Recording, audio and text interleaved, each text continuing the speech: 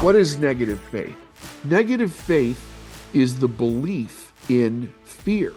And it's very important to understand, like, if you want to really get control of fear, anxiety, those types of things, there's a few points about it that I felt necessary to touch on today. Let's start off from the basics, okay? So the base element of everything is more life. Okay. That's the way God created the earth, the universe, everything. Everything moves, all living things move toward more life.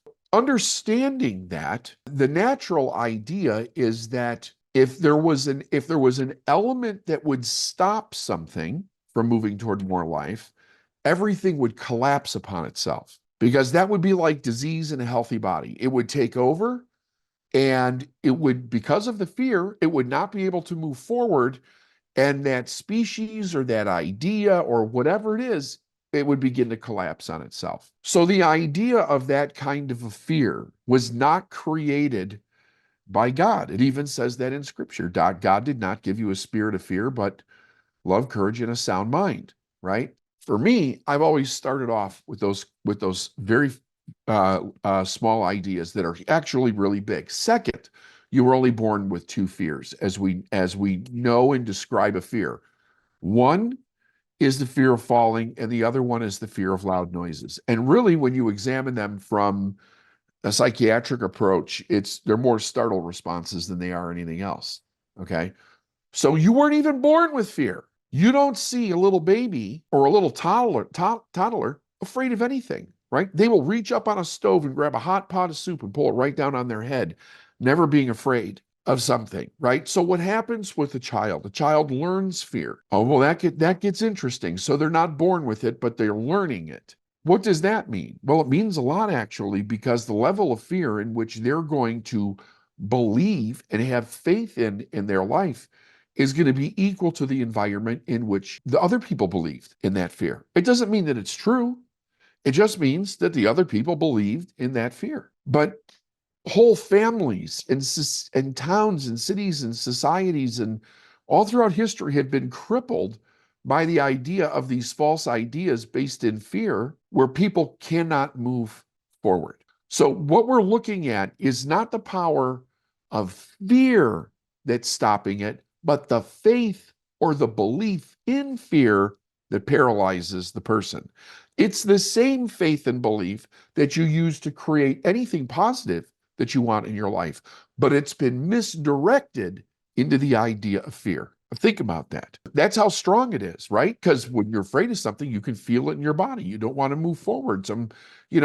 It keeps you, in many cases, it keeps you from living your dream. I mean, it's really wild when you think about the power, but it's not the power of the fear. It's the power of the belief that we put behind it.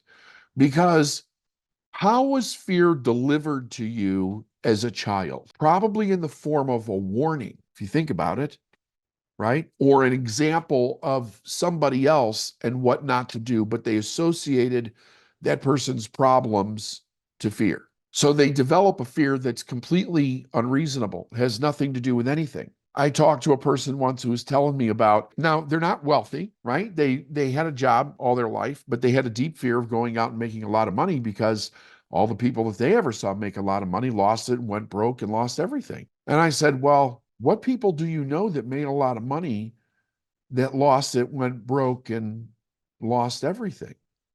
And they started naming people. It was basically certain celebrities. And I said, so you know those people? And they were like, no, no, no. I just know of them. And, the stories that happened. I said, so do you know how they lost what they had?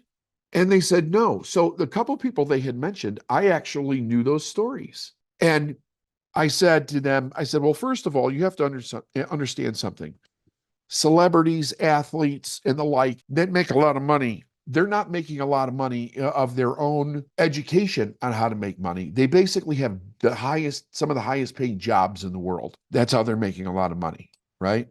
They focus their whole life on developing a wonderful talent. And then somebody with some business sense said, hey, we could sell this talent to whatever. And because so many people love the talent, they can make a tremendous amount of money. I said, but then once they made a lot of money, There were people that preyed on them, and because they got no further education, they didn't understand the principles of money, how they got it, what happens to it, how to grow it, how to save it, how to develop it into wealth, anything.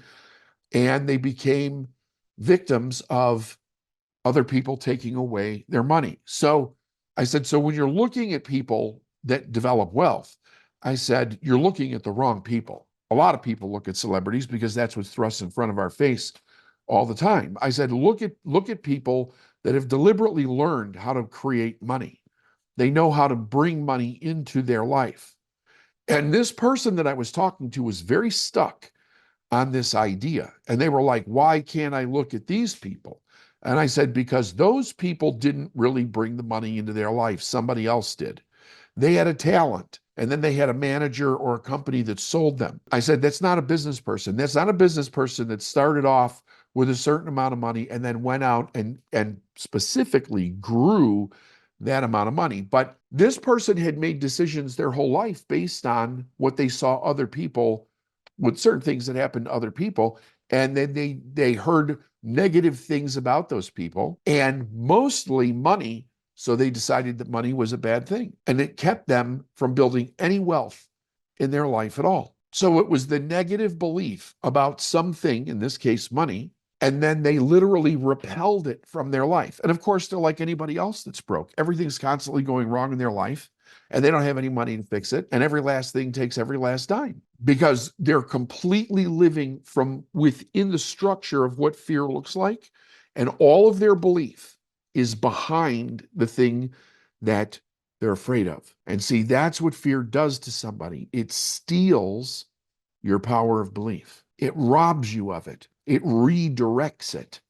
It gets it focused on something as a warning of some kind. And because of the intrinsic idea of fear, you put all of your energy, all of your belief energy, all of your faith energy into that thing that you're afraid of. And when you hear people say that's an illusion, that's the part that's the illusion. Whatever it is in your imagination that you're creating or has been planted in there by somebody else, that part's an illusion.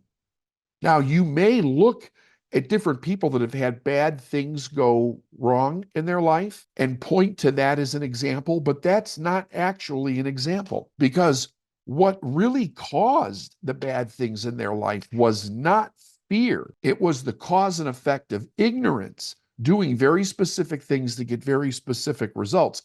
Fear didn't get the result. Fear stopped them from changing their direction or their focus and getting a different result. Think about that.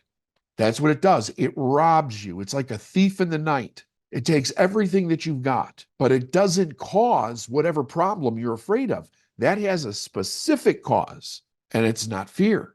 So when you've heard me say, hey, listen, fear is not a bad thing because it's an alert system. It points to something and says, hey, pay attention, right? I'm picking something up in the ether out there, but then you're supposed to go to your intellect and you think based on cause and effect. So let's talk about that part for a moment. Here's what you're not taught. Now, you all know this to some degree because you've heard me say it, but there is no bad thing in your life. There is no bad thing that can show up in your life. No email, no comment, no person, no situation, unless that's what you want it to be, because your greatest power is your ability to choose. So every day, each and every one of us has a myriad of different realities and circumstances and results and people and things and emails and texts, and you have phone calls, whatever, that show up in our life. Every one of those things individually has an equal and opposite side to it. If you want to label it good and bad, label it good and bad, but it has both, not just one. If you have something that shows up and you go, oh shit, this is really freaking terrible, then it also must be really freaking good. But if you're going to stubbornly only look at the side that you think is bad, you're using the laws in the wrong way. So I choose to look at everything that comes into my life first as something good. Why not? It's there. It exists. I'm not making it up. That's not some figment of my imagination. That's the law of polarity. There must be something good about everything that shows up in my life. Why not look at that first? Why not train yourself to see that part first? Because you've been trained to see the negative first, but your faith then grows in the negative because you believe more in the negative than you do in the positive, when actually both sides exist at the same time in the same place. So you got to shake yourself and say, wake up. Wake up. This is a bad dream. Both sides exist at the same time. Why are you so mesmerized by what you think is wrong when there's something as equally as good about it? Because it's there. It's there in the room with you right now. But remember, most of the world is asleep at the wheel. They don't know every day that they have this amazing power. They can create anything that they want, called the ability to choose. And even people that do know it, they forget it when they wake up in the morning because they get mesmerized by what's happening around them. They see great things as bad things. They see bad things as worse things because some ignorant person, and I say that with respect, put those ideas into your head. But waking up is you going, hold it, hold it, hold it, hold it. I am not going to go down this road. God is good all the time. Everything that comes into my life is good. What is the good in this? I am not going to take this amazing ability to choose, this amazing thing called belief and faith, and direct it at the negative side of everything that's in my life, no matter how bad it may seem at first. Why would I do that? Why would you allow yourself to live in that place? It's like waking up every day and making your house a haunted house. What happens if I open this email? Boo. Right? Like, what the fuck? I mean, that's what we're doing. Why? So you have to ask yourself why. You kind of got to like smack yourself around and go, wake up, stop this. This is craziness. Everything comes to you with two sides. You have to remember that first. If you have to, put it on a poster board and put it in front of in your office every day where you could see it, to remind yourself at least to look at the other side. But why not say, I'm going through life, I'm going to look at everything. No matter what happens, I'm going to say, this is good. God is good all the time. There is something great about this. So you start training yourself to see the good in what it is. There are many things in your life that are really great, that you know is great, that scare the hell out of other people. Being in business alone, most people are terrified of business. They don't understand it. They don't know what it is. They have a lot of negative ideas about it. And here you guys are, you're doing it every day. Forget about the level that you are. That is nothing. You're taking something and you're moving toward creating something that you want. But other people will look at you and be like, how the fuck can they do that? How irresponsible can they be? That's too damn risky. So it's not like you haven't done this already in your life. You have done this.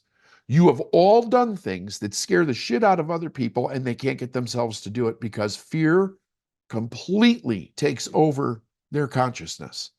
And you've moved through it. You can't stop there though, right? You have to continue to move through it because what's the old saying? New level, new devil. The basis of that idea is that at every new level, there's another uncertainty, another level of uncertainty. But you don't need certainty. You're not working toward certainty. You're working toward consciousness. Certainty is for the ignorant. Certainty is for the people that wake up every morning and they don't have the discipline, the willpower, the consciousness, the intelligence to use their God-given ability to choose. That's what certainty is for. It's for those folks. God love them, but it's for them. They need everything to be the same every day because it wigs them out if it's not. You don't need that.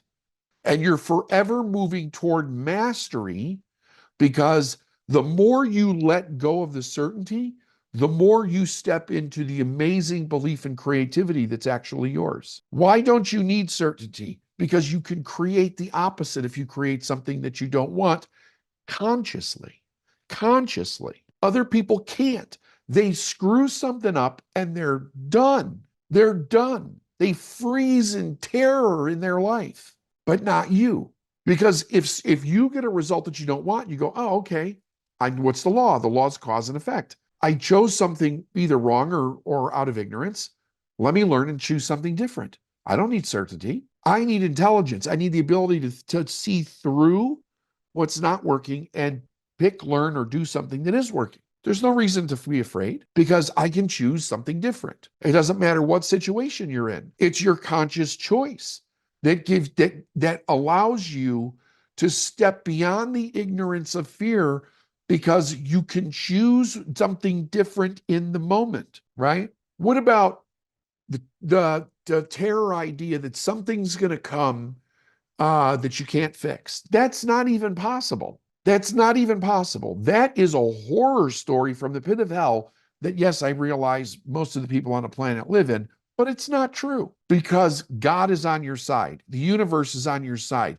You change what you believe in and you change your reality. And it's not like the evidence isn't there. Every successful person that's gone beyond you is in one way saying to you, come on, it's better up here. We've got the books, the literature, the history. Look at Viktor Frankl, Man's Search for Meaning, in the death camps, in World War II.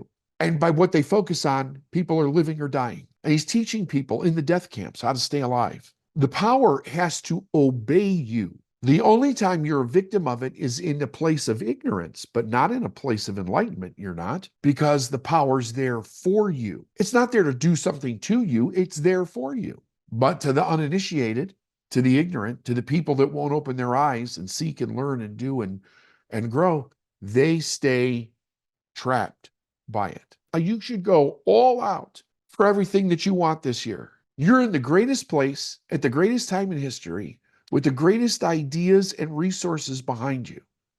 Go do it. Don't think about turning around and quitting and do something everything is right there at your fingertips. Let that go in. If fear shows up, watch this video over and over again. Put this on your phone or something. Keep it with you.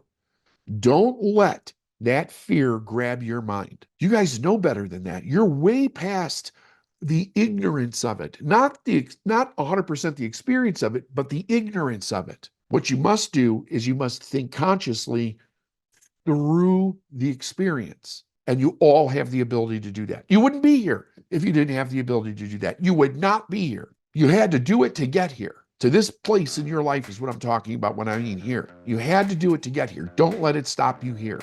Don't let the next devil fly on like a witch in a broomstick in the middle of your kitchen and prevent you from going to the next place. Quantum leap is your birthright, and it's here and it's right now. Let's go. All right? Love you guys.